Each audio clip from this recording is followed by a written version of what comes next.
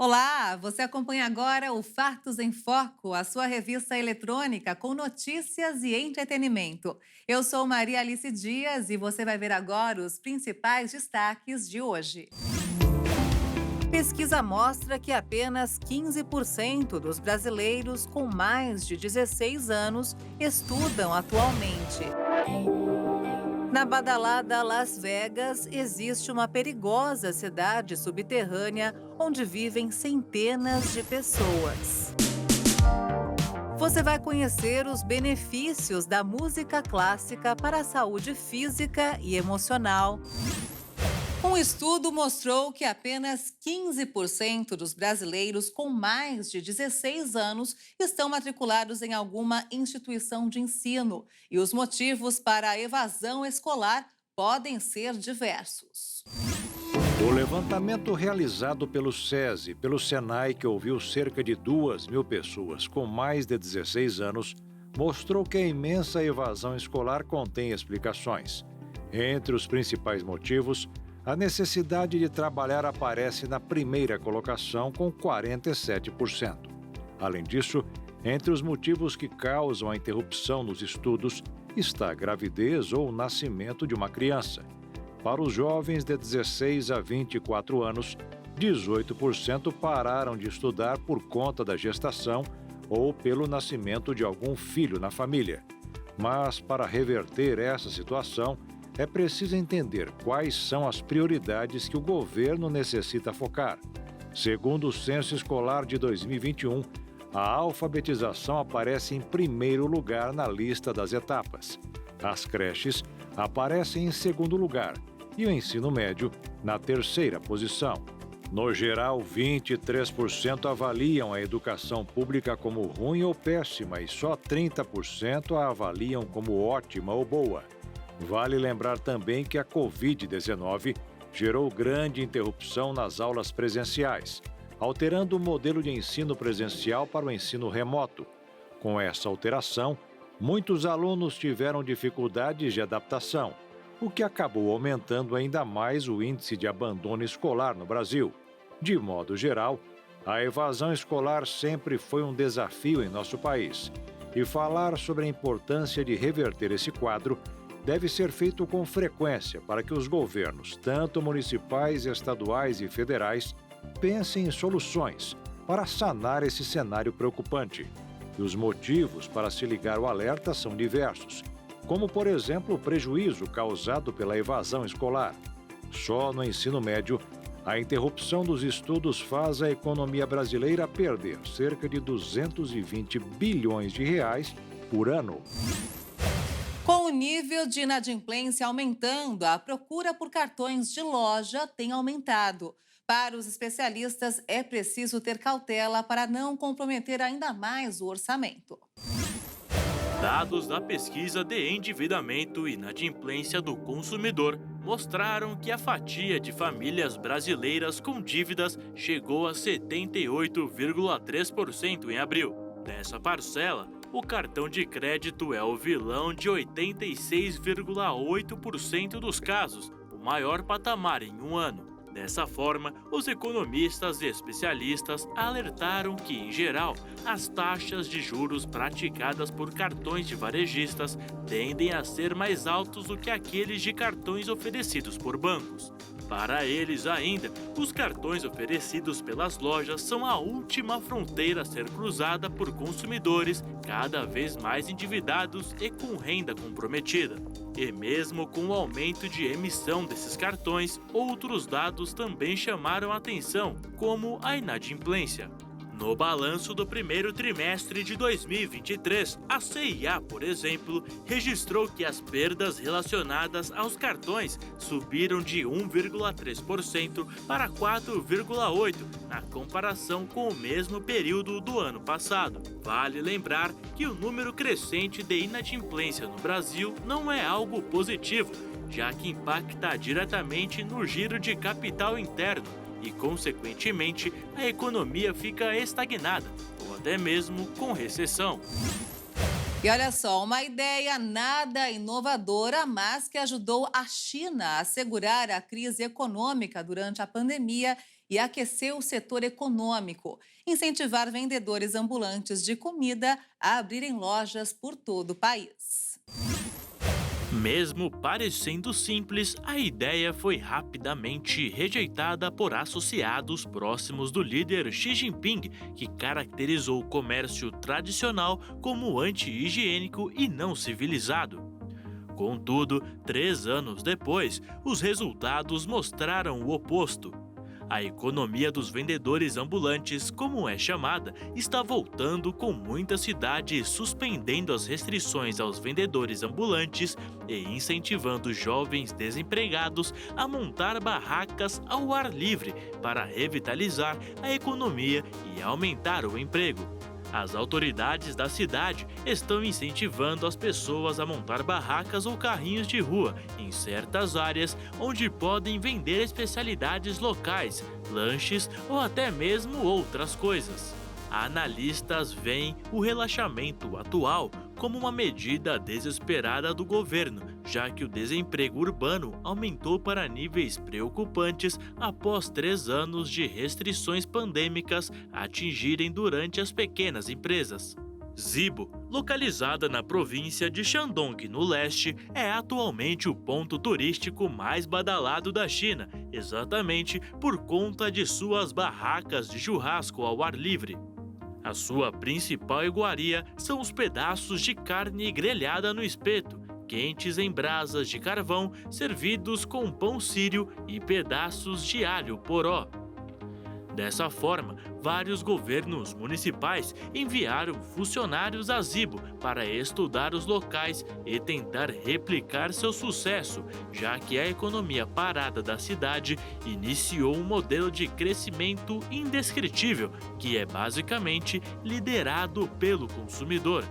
Mas nem tudo são flores e alguns analistas disseram que a venda ambulante era algo que o presidente do país, Xi Jinping, não gostava.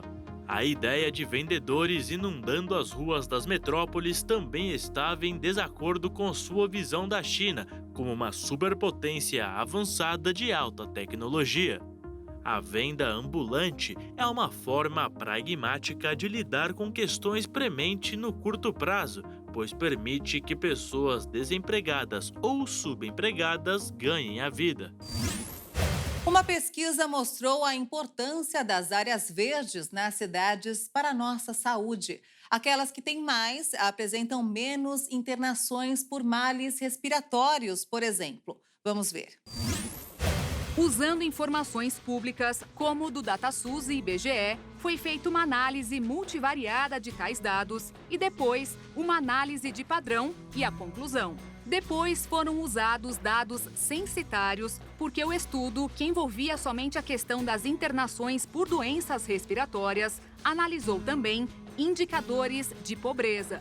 Foi verificado que os municípios que têm índice de pobreza mais altos também apresentam mais internações hospitalares na comparação com municípios em que os índices são menores. Das 399 cidades do estado do Paraná, apenas 2 não foram analisadas porque tinham falhas de dados.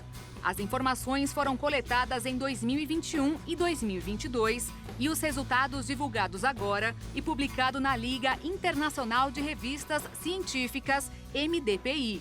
Essa pesquisa tem sua importância e relevância, pois tem um contexto que o mundo inteiro se preocupa. A Organização Mundial da Saúde reporta todos os anos 4 milhões de mortes por doenças respiratórias, sendo 40% por doenças pulmonares obstrutivas crônicas. Além disso, 99% da população mundial respira um ar que excede os limites de qualidade recomendados. A OMS ainda aponta que, além de inúmeros problemas de saúde, a poluição atmosférica causa 7 milhões de mortes anuais em todo o mundo. E ainda existe uma dúvida na literatura científica sobre até que ponto a vegetação realmente contribui para diminuir a poluição do ar, tendo em vista que as doenças respiratórias são fortemente conectadas com esse problema nas áreas urbanas, ou se a forma como se dispõe a vegetação urbana pode até piorar a saúde respiratória pela dispersão de pólen. Os resultados do estudo podem subsidiar políticas públicas voltadas para a sustentabilidade ambiental e a gestão da saúde urbana. A redução das taxas de internações por doenças respiratórias traz acoplada a redução dos custos com hospitalizações por agravos de saúde e outras infecções, podendo contribuir ainda para a queda das faltas ao trabalho e à escola. Os pesquisadores pretendem dar continuidade e estender o estudo para outros estados do país e começar a olhar por tipologia de doenças respiratórias. Com 10 anos, ela deveria estar brincando de boneca, se divertindo com amigos. Mas Lavínia tem uma rara doença vascular e está na fila para um transplante de coração. E se você acha que ela está passando tudo isso com tristeza, você está enganado. Lavínia transformou suas dificuldades em uma luta coletiva para as pessoas que estão na mesma situação que ela. Vamos ver. Para sua família, dê muito amor e carinho. Abraçada a uma almofada de gatinho e com um lindo sorriso no rosto. Lavínia seria mais uma menina de 10 anos, como tantas outras. Mas mesmo com essa pouca idade, ela tem uma grande missão: incentivar a doação de órgãos. Com 6 meses de vida, essa mineira da cidade de Medeiros foi diagnosticada com uma doença rara, miocardiopatia hipertrófica, que é um crescimento anormal do coração. A doença dificulta a circulação do fluxo sanguíneo. Aos 3 anos, Lavínia teve que colocar um marca-passo.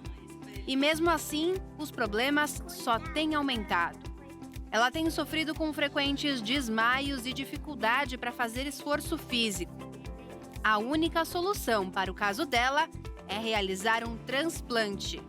Por isso, ela veio para São Paulo e está internada na UTI do Hospital Albert Einstein desde o dia 30 de março. Ela está na fila de espera por um doador.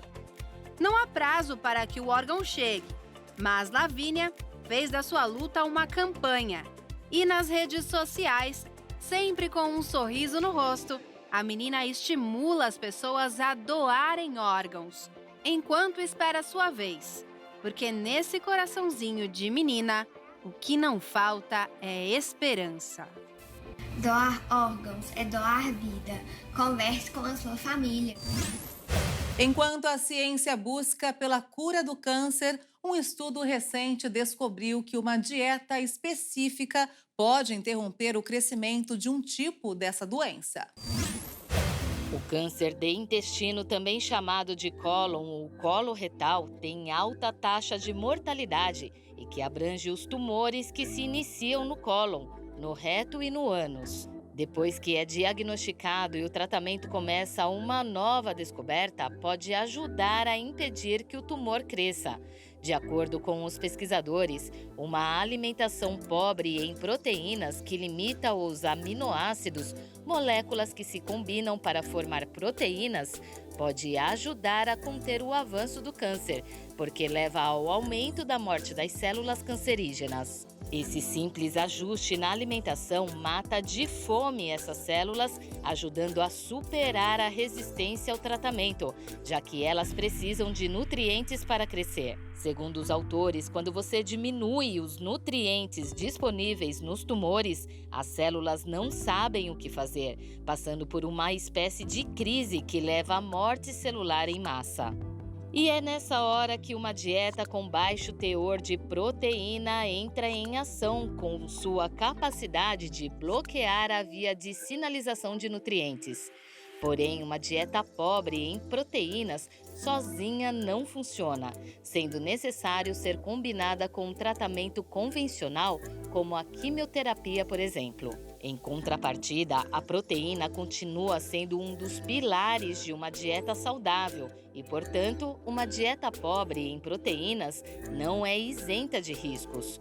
O problema é que as pessoas com câncer geralmente experimentam fraqueza muscular e perda de peso, e a limitação de proteínas pode agravar isso. Ou seja, os pesquisadores alertam que a dieta pobre em proteína entre esses pacientes não pode ser a longo prazo, mas que encontre janelas-chave, como no início da quimioterapia ou radioterapia, quando os pacientes puderem seguir uma dieta pobre em proteínas por 1 ou 2 semanas. Segundo o estudo, isso poderia potencialmente aumentar a eficácia desses tratamentos. Você vai assistir agora a história do Mochileiro da Bola, um brasileiro que já visitou mais de 350 estádios em 34 países do mundo e agora está percorrendo o Brasil em busca de mais partidas. Se você gosta de ir em estádio, fique atento ao próximo jogo. Afinal, ele pode aparecer na arquibancada ao seu lado. Assistir um jogo em um estádio de futebol era o sonho de criança do Miguel. E a primeira vez foi inesquecível. Logo de cara, um clássico, um Corinthians e Palmeiras, e na cidade dele. Aliás, a única vez na história que os dois times se enfrentaram em São José do Rio Preto, no interior de São Paulo. Mas o que o menino Miguel não poderia imaginar é que aquele dia ia mudar para sempre a vida dele. 19 anos depois, em 2017, ele decidiu tirar um ano sabático e fazer um mochilão pela Europa. E o que era um mero lazer virou um projeto de vida. Fui em 19 países e 70 estádios. Após as primeiras experiências no velho continente, ele não conseguiu mais parar. A cada novo estádio, uma nova história. E quem pensa que a vida de mochileiro é só diversão, se engana. Em alguns lugares ele não tinha nem ingresso para entrar no estádio. Teve uma vez que quando eu fiquei com medo de não conseguir entrar, eu tinha comprado um Borussia Dortmund e Bayern, o ingresso pela internet, e o pessoal enviou para a casa do meu primo, lá em Portugal, na época. Só que aí eu saí para a viagem, não tinha chego ainda o ingresso físico. E aí chegou no dia do jogo, eu estava sem ingresso, aí eu tive a brilhante ideia de pedir para ele mandar uma foto por WhatsApp, para eu imprimir e tentar entrar com ele no estádio. Mas óbvio que não deu certo, né? Não passou na bilheteria. E aí eu comecei a entrar em desespero, só que aí um cara falou, cara, vai lá na bilheteria que às vezes eles reimprimem para você o ingresso. Aí acabou que eles reimprimiram e eu consegui entrar no jogo. Mas agora o projeto entra numa fase nacional. De volta ao Brasil há 2 meses, o Miguel tem percorrido o país para conhecer novos estádios. E já passou pelo Mato Grosso, Rio Grande do Sul, São Paulo, entre outros estádios espalhados pelo território nacional. E detalhe, tudo com poucos recursos. O transporte dele é essa moto. E parte do dinheiro vem da ajuda de pessoas e clubes por onde passa. Hoje eu estou dando uma volta no Brasil de scooter, aquelas motinhas 125, e assistir pelo menos um jogo em cada estado do Brasil. Hoje eu estou sem profissão, né? Eu estava na Inglaterra até 2 meses atrás, juntei uma grana para começar. E aí eu fiz adesivos para ir vendendo e tem algumas pessoas que vão me dando camisas para eu fazer rifa. E aí eu vou conseguindo arrecadar dinheiro. E desse jeito ele já foi longe. Já passou por 350 estádios de 34 países do mundo. Mas em qualquer arquibancada onde ele estiver, uma coisa não mudará: o amor pelo futebol. O mesmo sentimento daquele menino que um dia foi assistir Corinthians e Palmeiras pela primeira vez.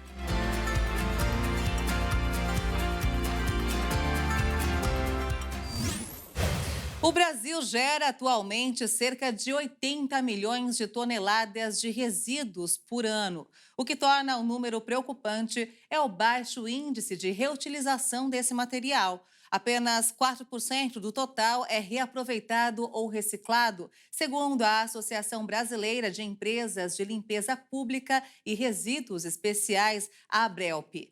Na tentativa de reverter esse cenário, uma empresa da Zona Oeste de São Paulo está engajada para impulsionar a economia local e a sustentabilidade. Em um país continental como o Brasil, com 210 milhões de habitantes,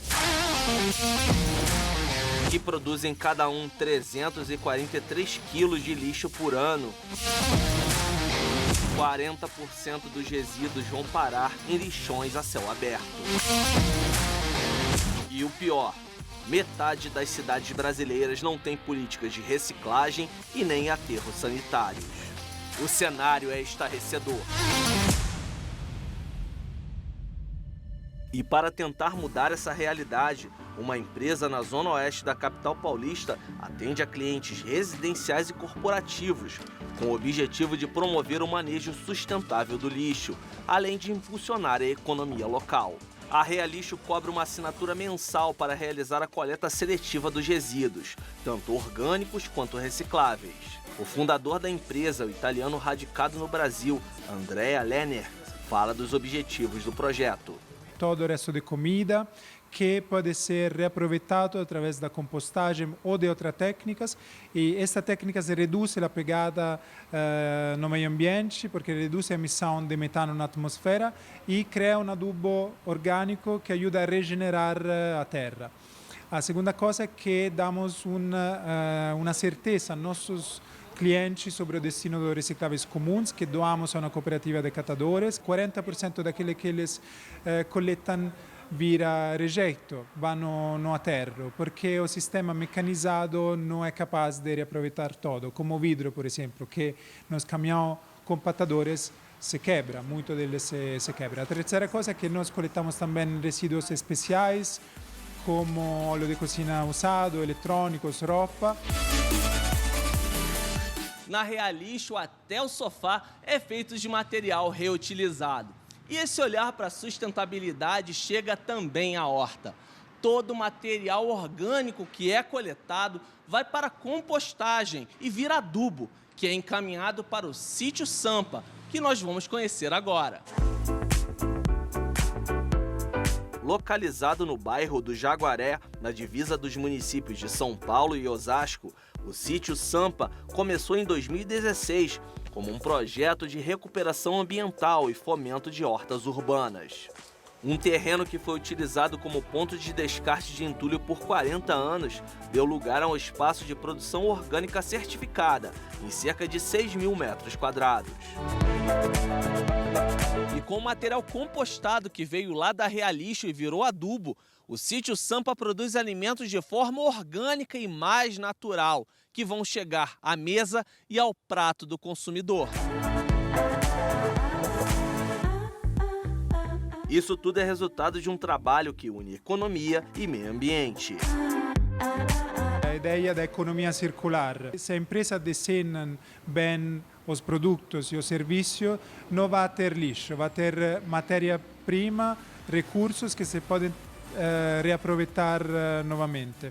Então, tudo começa no momento da produção e para nós consumidores no momento da compra dos produtos. É muito importante como compramos, o que compramos, se fala de consumo consciente.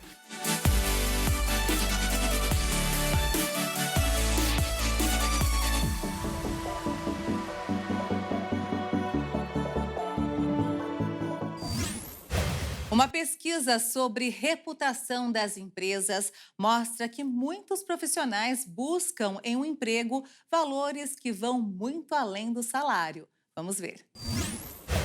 Há pouco mais de 2 anos, Johnny era supervisor de vendas em uma empresa onde atuava há quase uma década.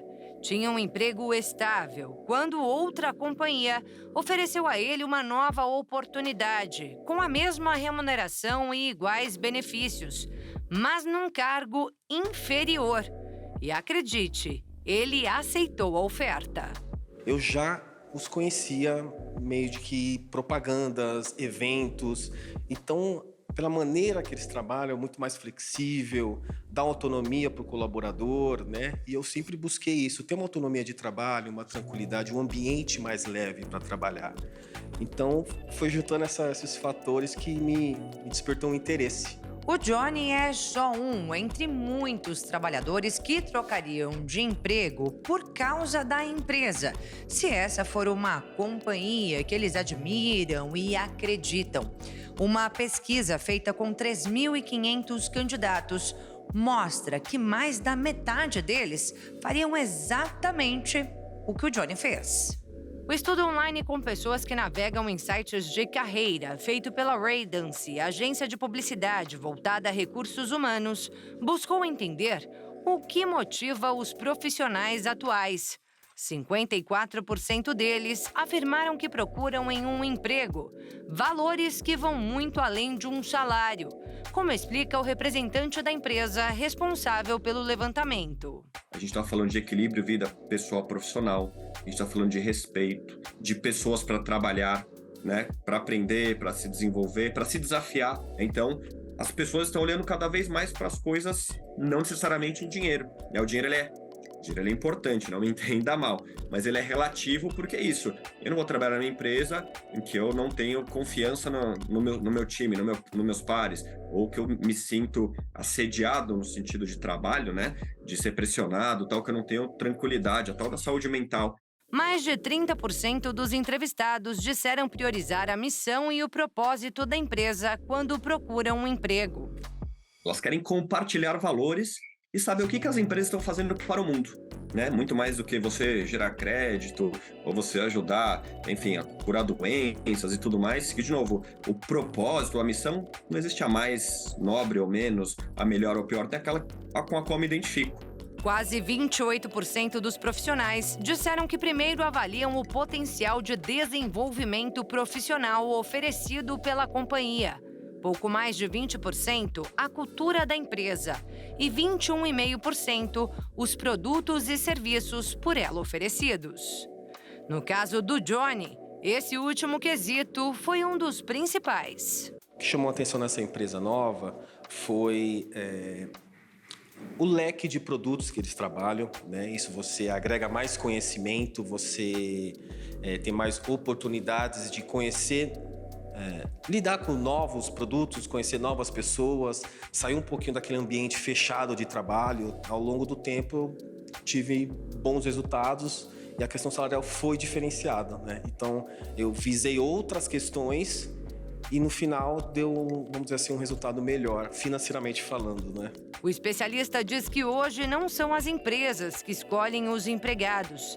Atualmente são os profissionais cada vez mais qualificados que escolhem onde querem trabalhar. Por isso, segundo Caio, as companhias precisam investir em um bom site de carreira. Então, as informações mais importantes da sua empresa, da sua reputação, da sua missão, da sua cultura, do seu jeito de trabalhar, tem que estar no site de carreira, porque ali sim, digamos que é uma página, entre aspas, estática, ou seja, ali tem um monte de informação que deve ser atualizada, então não é que ela é estática para sempre, né? Mas enfim, ali você tem a oportunidade de contar os diferenciais da sua empresa, por que as pessoas gostam de trabalhar ali, o que você oferece para a pessoa, como é que você vai convencer a pessoa de fato a falar, essa empresa que eu eventualmente ele me chamar a atenção num post, num vídeo, numa conversa, e tudo que acontece de fato nela, o site de carreira é o lugar que tudo acontece. Las Vegas é uma das cidades mais badaladas dos Estados Unidos. Mas, em meio a tanto glamour, existe uma cidade escondida, literalmente abaixo dela. Nos túneis subterrâneos moram centenas de pessoas. As pessoas que moram nestes túneis se tornaram invisíveis para a sociedade. É como se Las Vegas tivesse sido construída sob uma outra Las Vegas desconhecida dos que por lá passam.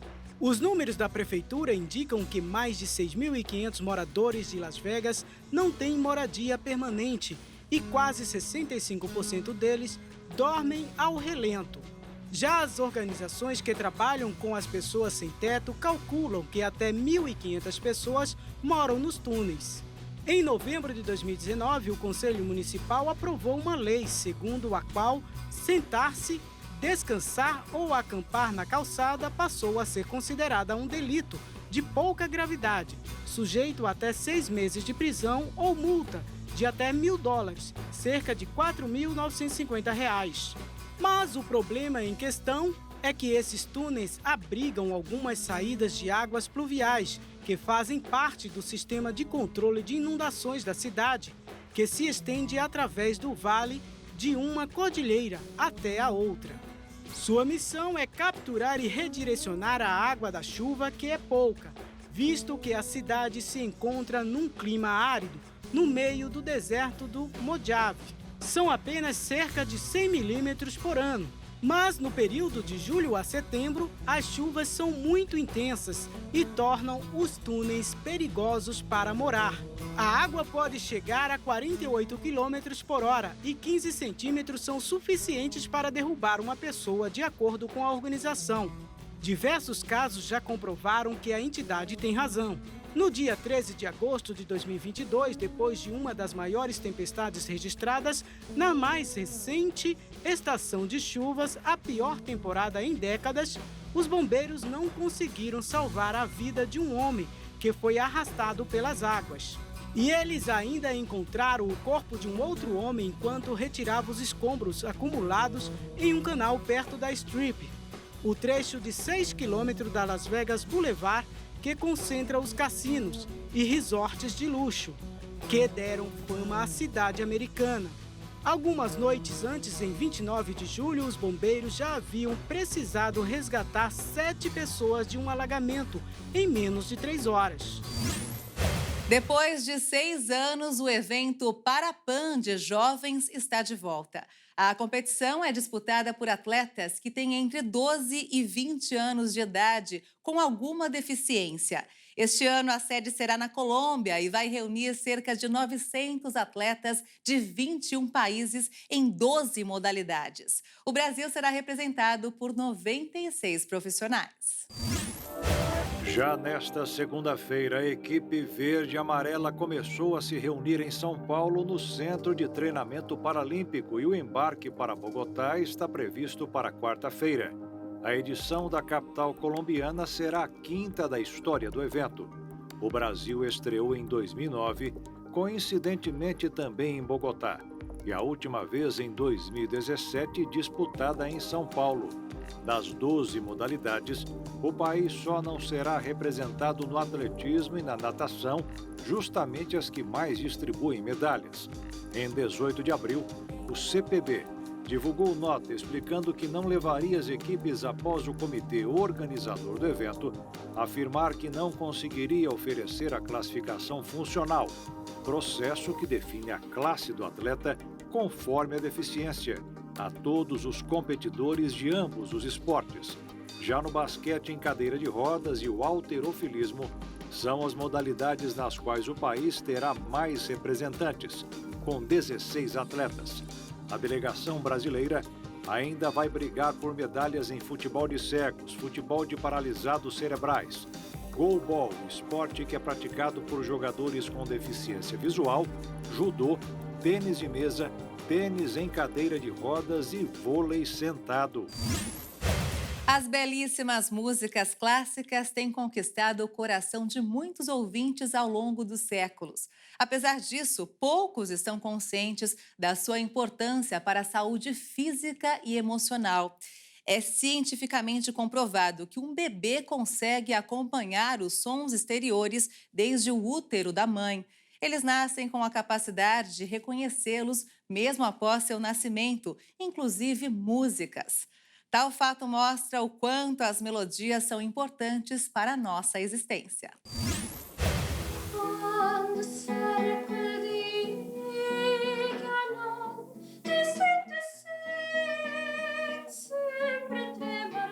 Dificilmente um adolescente por conta própria, sem que tenha o hábito de ouvir música clássica, escolheria no celular uma música como esta. E é justamente este o desafio dos músicos. Evandro Dotto, violonista, mestre em performance musical, e Bianca Danzi, cantora e professora de música. Evandro criou o projeto Música Erudita nas Escolas e Universidades. A primeira apresentação foi na cidade de Coxim. Os estudantes ficaram encantados. Foi na escola de educação fundamental, que é uma idade que a gente espera que eles estejam muito agitados ou um pouco até, assim, rebeldes. Mas foi totalmente ao contrário, eles foram muito gentis, eles prestaram muita atenção, estavam muito educados. E após a apresentação também, eles demonstraram muito interesse, tanto no repertório, quanto até aprender algum instrumento. As crianças se emocionaram, professores se encantaram, querem mais apresentações. sentiram de não poder, às vezes, atender todas as escolas ou outras escolas do município, porque eles viram que é fundamental esse tipo de atividade. 1 hora de apresentação com repertório de 12 músicas. Dentro da proposta há também um diálogo entre alunos e professores. A música era feita para diferentes ocasiões.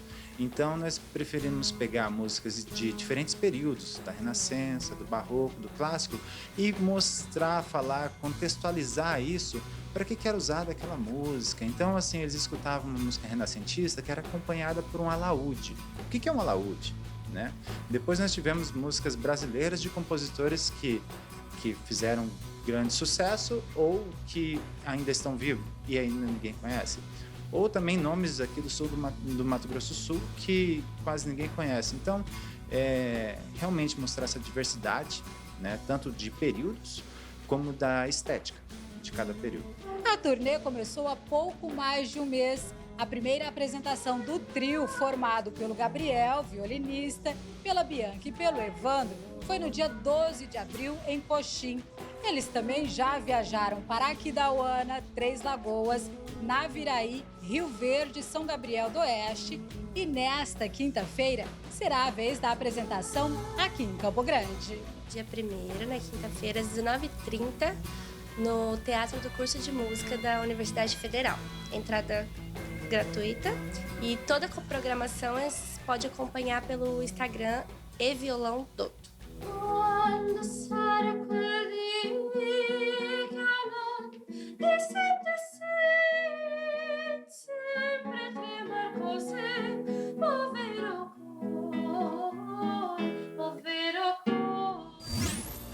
E o Fatos em Foco fica por aqui. Se quiser rever as reportagens desta edição, acompanhe as nossas redes sociais.